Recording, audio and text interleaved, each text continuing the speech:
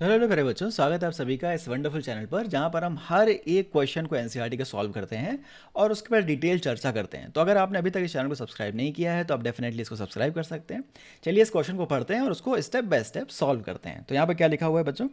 Question में लिखा हुआ है establish the following vector inequalities geometrically और अदरवाइज। तो हमें ज्योमेट्रिकली इन वेक्टर इनइक्वालिटीज को इस्टेब्लिश करना है। क्या मतलब है इसको हम देखते हैं।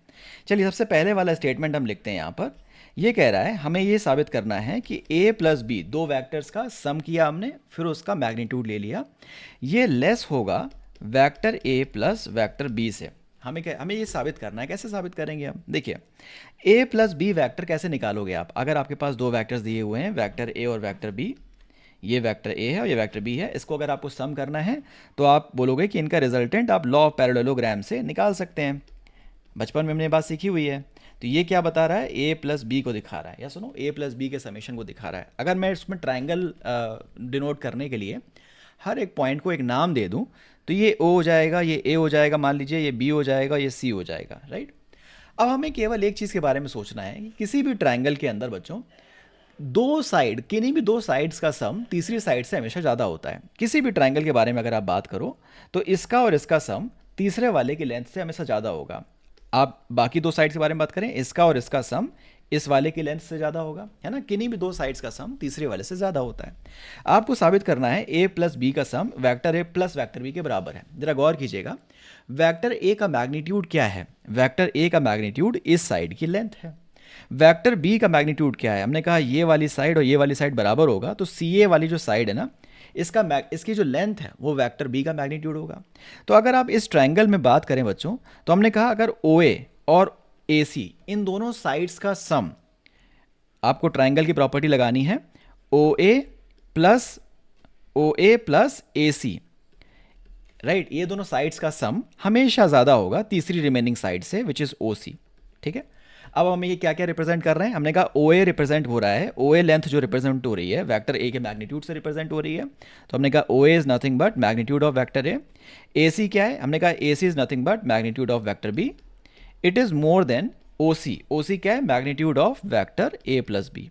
तो यहाँ पर आप कह रहा है कि ए प्लस बी का मैग्नीट्यूड कम है वेक्टर ए और वेक्टर बी के इंडिविजुअल समेशन से। तो यहाँ पर देख लीजिए, ए प्लस बी का जो मैग्नीट्यूड है, ए प्लस बी का जो मैग्नीट्यूड है, इनके इंडिविजुअल समेशन से कम आ रहा है। यानी एकदम सेम स्टेटमेंट है, एकदम सेम स्टेटमेंट है। यानी कि स्टेटमेंट नंबर ए जो है ये आपकी स्टैब्लिश हो गई है, इसमें कोई भी समस्या वाली बात नहीं होनी चाहिए। एकदम सिंपल हमने प्रॉपर्टी यूज़ करी है ट्राइंगल की कि दो साइड्स का सम तीसरे से हमेशा ज़्यादा होता है। तो हम बिल्कुल लॉजिकली इसको यूज़ करेंगे और बाकी जितने भी पार्ट्स हैं उसको भी हम ऐसे ही सॉल्व करेंगे। चलिए मैं आपको बाकी पार्ट्स भी करके दिखाता हूँ, ठीक है। सेकेंड वाले पार्ट्स में कह रहा है कि ए प्लस बी का जो समेशन है, summation of A plus B is more than vector A minus vector B, right. Vector A minus vector B. तो इसको भी आप वैसे ही देखिए, हमारे पास दो वेक्टर्स हैं ए और बी, इसका सम क्या होगा? हमने कहा इनका सम होगा, इस वाली लाइन से रिप्रेजेंट होगा। हमने कहा इनका सम इस वाली लाइन से रिप्रेजेंट होगा, ये हो गया ए प्लस बी, राइट।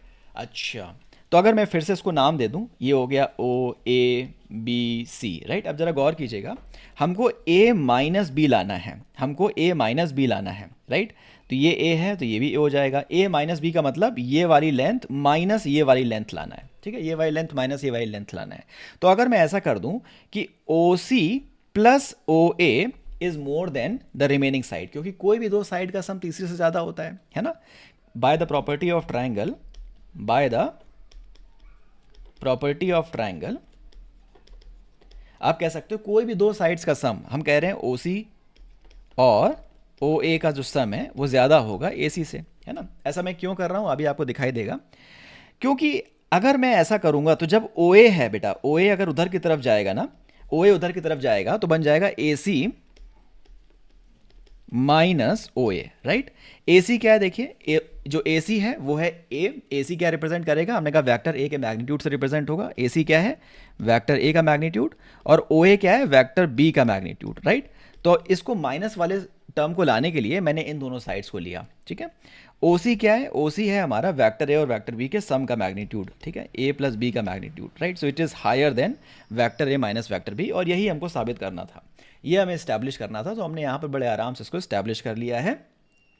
तीसरे वाले पार्ट की तरफ आगे बढ़ेंगे। तीसरा वाला पार्ट कह रहा है sum of A minus B is less than their individual sums, right.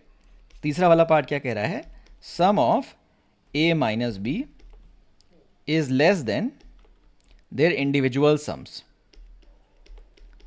ठीक है, एक बार क्रॉस चेक कर लेते हैं, sum of A minus B is less than their individual sums. Okay, तो हमें ए माइनस बी वैक्टर चाहिए होगा। तो ए माइनस बी वैक्टर आप कैसे निकालोगे, आपने वेक्टर वाली क्लास में पढ़ा था कि अगर आपने नहीं पढ़ा है तो आप वेदांतु के किसी भी चैनल पर जाकर वेक्टर की क्लास देख सकते हैं, आपको वो दिख जाएगा।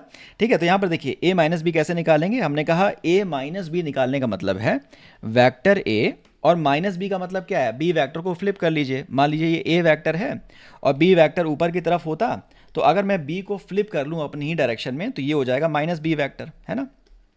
अब हमें इन दोनों को अगर ऐड कर दिया नॉर्मल तरीके से, हमने इनको ऐड कर दिया है नॉर्मल तरीके से, तो ये हो गया ए प्लस माइनस बी, यानी कि ए माइनस बी वैक्टर को रिप्रेजेंट करेगा। ये बात हमें समझ में आ रही है। ये वाली साइड है माइनस बी और ये वाली साइड हो जाएगी ए। तो अगर हर पॉइंट को मैं नाम दे दूँ ओ ए बी सी, अब हमें क्या साबित करना है भाई, ए माइनस बी की जो लेंथ है ए प्लस बी से ज़्यादा है, ए प्लस बी से ज़्यादा है। हमने कहा बहुत बढ़िया बात, ए प्लस बी से ज़्यादा है, बहुत बढ़िया। तो आप किसी भी ट्रायंगल में देख लीजिए, किसी भी ट्रायंगल में देख लीजिए, ए माइनस बी रिप्रेजेंट करने के लिए हम ओ बी का यूज़ करेंगे, बहुत बढ़िया। ए बी क्या रिप्रेजेंट कर रहा है, ए बी का मैग्नीट्यूड रिप्रेजेंट कर रहा है, ये माइनस बी है, माइनस बी वैक्टर, इसका मैग्नीट्यूड क्या बताएगा, आपको बी बताएगा, या सुनो।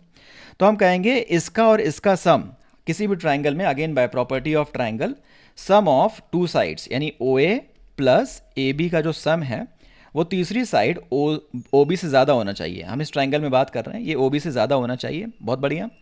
तो ओ ए क्या रिप्रेजेंट कर रहा है, O A is represented by magnitude of A B is represented by magnitude of this side which is magnitude of minus B is only B, right.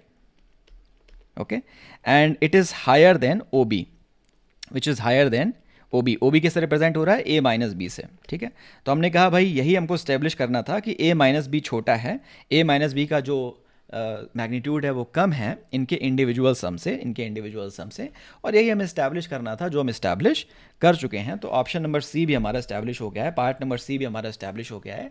चलिए मूव करते हैं पार्ट डी की तरफ, जो कि इस क्वेश्चन का लास्ट पार्ट है, और उसे भी इस्टेब्लिश करने की कोशिश करते हैं। तो जैसे कि आप देख रहे हैं, सिंपल हम ट्राइंगल का रूल लगा रहे हैं, सिंपल हम ज्योमेट्री का यूज़ कर रहे हैं। ठीक है, तो वैक्टर तीसरे वाले पार्ट में कह रहा है ए माइनस बी का जो मैग्नीट्यूड है वो ज़्यादा है इनके इंडिविजुअल सब्ट्रैक्शन से, इनके इंडिविजुअल मैग्नीट्यूड्स के सब्ट्रैक्शन से। बहुत बढ़िया, हमने कहा हम सेम बनाएंगे। वेक्टर बी मान लीजिए इधर की तरफ था, वेक्टर ए इधर की तरफ था, तो ए माइनस बी कैसे बताओगे।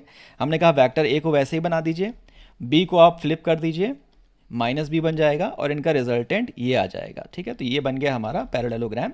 अगर ये ए है पॉइंट, ये बी है पॉइंट, ये सी है पॉइंट, ये डी है पॉइंट, राइट, ये बनाएगा हमारा ए माइनस बी।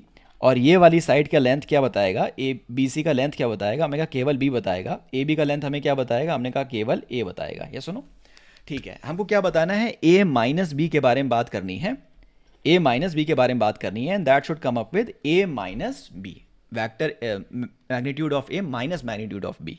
तो आप इस ट्राइंगल में थोड़ा सा स्मार्टली खेलना पड़ेगा आपको। ए माइनस बी आपको लाना है, तो आप कौन कौन सी साइड का सम निकाल लीजिए।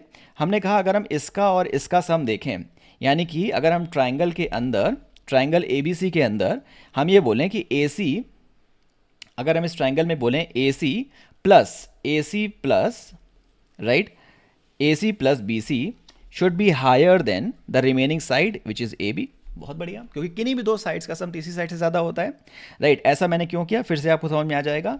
ए C will be higher than B C को आप उधर ले जाइए, A B minus B C. ठीक है, ए सी किससे रिप्रेजेंट हो रहा है, हमने कहा ए सी रिप्रेजेंट हो रहा है magnitude of A minus B से। बहुत बढ़िया, it is higher than. A B किससे रिप्रेजेंट हो रहा है, हमने कहा ए बी ए के मैग्नीट्यूड से रिप्रेजेंट हो रहा है। और बी सी किससे रिप्रेजेंट हो रहा है, हमने कहा बी सी जो है ये बी के मैग्नीट्यूड से रिप्रेजेंट हो रहा है। ठीक है, तो आप देख सकते हैं कि हमको यही इस्टेब्लिश करना था कि ए माइनस बी वैक्टर का जो मैग्नीट्यूड है which is higher than the remaining ones, right. तो हमने सिंपल छोटा सा क्लेवर दिमाग लगाया कि जैसे हमको जो हमें इस्टेब्लिश करना है हमने उसी हिसाब से अपनी इनिशियल स्टेटमेंट को फ्रेम किया और हमें जो इस्टेब्लिश करना था वो हमने रिक्वायर्ड रिजल्ट को, रिक्वायर्ड इनइक्वालिटी को निकाल लिया। तो ये थे भैया हमारे चारों पार्ट्स जो कि हमने इस्टेब्लिश कर लिए हैं, चारों इनइक्वालिटीज़ जो हमने इस्टेब्लिश कर ली हैं by using simple properties of triangle, by using simple geometry. तो आशा करता हूँ आपको इस क्वेश्चन का आंसर समझ में आया होगा। ऐसे ही हर एक वीडियो के सॉल्यूशन समझने के लिए इस चैनल को सब्सक्राइब करिए। मैं मिलता हूँ आपको अगले वीडियो में। ख्याल रखिए अपना, टेक केयर, बाय बाय।